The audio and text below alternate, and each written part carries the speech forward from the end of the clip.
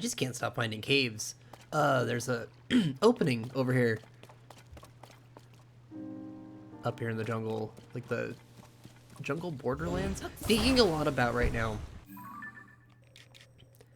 how both games divide the world into different chunks. And the way that this one's divided, I know what's over here. And I know what's here. And I think I remember what's here, but it's like nothing. And so I don't know where I'm going with this, but like thinking about how you design a big open world map like this and you kind of have discrete little POVs, and then what is born out of trying to elaborate on spaces that you have left in between POVs, and the way that you have to like take the idea of the geography that's here and try and find something interesting, or try and find a POV to put in it, something to give it a little more like visual flair is not the word. Give it something more recognizable so your eyes don't just glaze over what you're seeing.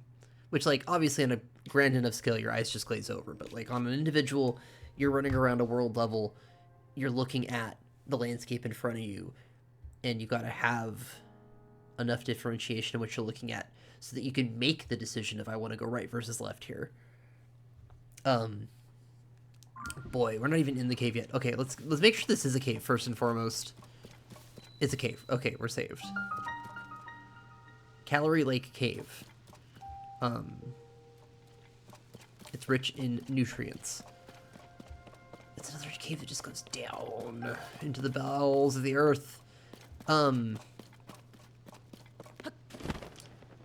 have a gigantic affection for old MMORPGs, and this is, how many episodes of this have I recorded? We're up to like 200, right? Surely. This might be episode, no, this is episode 196 of the whole, according to my spreadsheet, if I am annotating correctly. There's some good stuff down here, some glowstone. I'm a big fan of old MMOs. My favorite of which is Lord of the Rings Online, obviously. That's a game where much of the focus of the first 10 years of that game was getting through the story of Lord of the Rings. We've recruited Unova. And then having accomplished that in the first decade of the game, they realized that they had, like, left a lot of strange holes in their map. And started to experiment with ways to fill that area up with content that people would be interested in. And, like, by my armchair estimation, some of that stuff is way more popular than the new content they're putting out. And there is a delightful series of YouTube videos. This just keeps going down. Sheesh. By longtime game designer Matt Elliott, who is specifically somebody that is... Oh, no! His job is to build out big open worlds like this. And there's a lot of really fun insight into there about things like visual density in the world around you.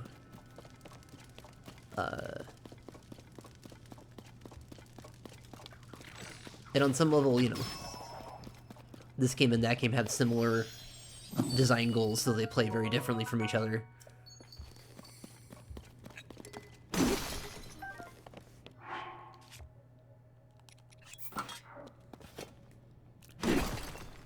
But designing a big contiguous open world seems like a really fun challenge in that way. I came from there, right? I came from there, so I gotta go down more. Precisely for those problems of, well, I have a big area that I've intentionally designed here, and there's one further over here, but what do I put in between? What has to exist in between? Like, height map-wise? Are there mountains there? Is there a flat plain there? Is there a gully there of some kind, like a depression? And then knowing what could fit there. Oh, we're just gonna jump straight into this. What do you then choose? Oh no, we're here. This is gonna be the longest episode that's ever happened.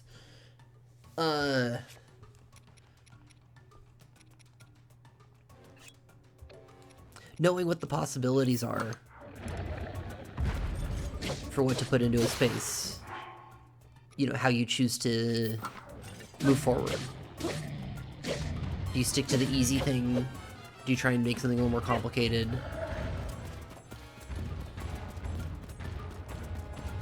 Especially if it's an in-between area, what, like, tile set are you going to utilize? What's the environment there? I was in the overworld in this game not a couple hours ago. And there was the first time I really noticed an obvious spot where, like, the tree line changes, and you go from, I guess, a generic deciduous tree to more of a pine. And I think it was just because I was so pulled out, like, literally, in what I was doing, that I even noticed it, but it's, like, stuff like that. You can't, when you're doing an open world, you are then unable to rely on the berm to disguise the parts of the game that you would rather just skip over designing.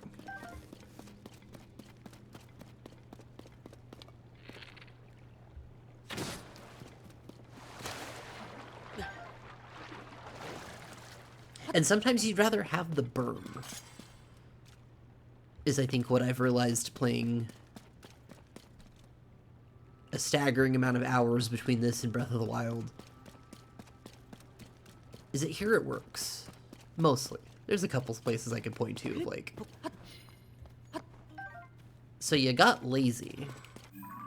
I'll shout out this, really, I mean, obviously all of the, stuff around the edges of the map, but I always think about this mountain in particular that, like... Okay, you just had a big thing there and you just kind of said, okay, that's good enough. Who's gonna pay attention at this point in the game? There's nothing over here. This is a non-important region.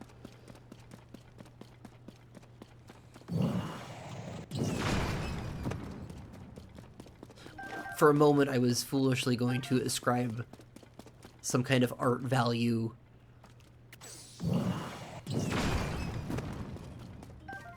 to designing a full open world versus designing something that is closed in on sides in a way to limit what the audience is looking at. But I chose not to because that'd be foolish, because you can't describe art to something. Art is not a score that can be determined. That's foolish. I can't break that with Unobo. We have to use bombs. But it's just interesting to see.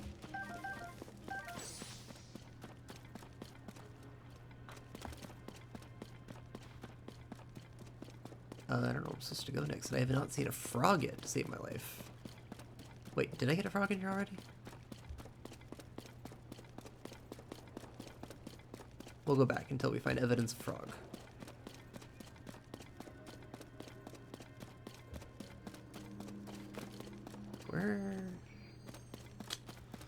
Where did I come up from?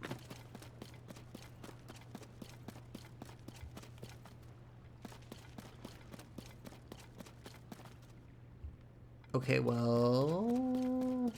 There's the hole. Okay. Came down from there.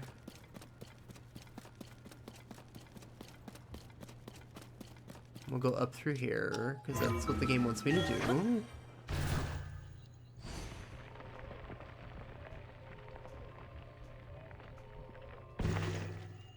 Oh.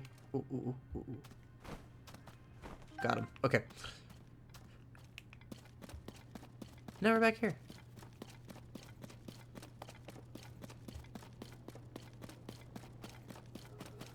Frog's always just off to the side. Just slightly. Slightly out of reach. Being quiet.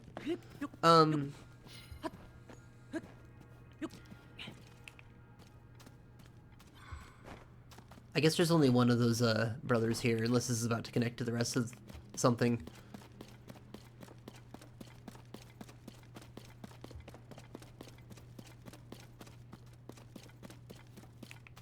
No, it's just another entrance to that cave that I did not see previously. Okay, so that means I think I'm correct. There's one each of those guys in here. Link, please. Get over yourself.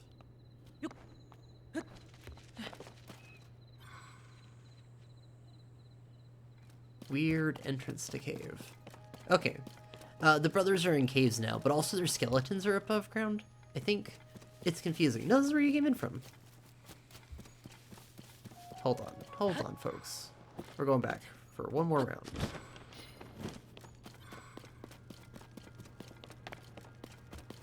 I think I'm making this cave out to be much bigger in my mind than it is, in all actuality. Yeah. So we were there. We were there. Came through here. And that's it. Yeah, I think I'm just making this cave out to be bigger in my mind than it is in actuality.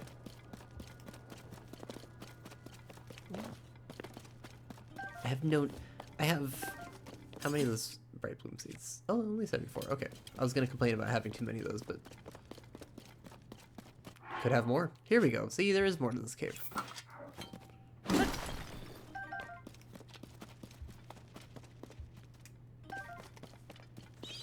Oh, goodbye, bats.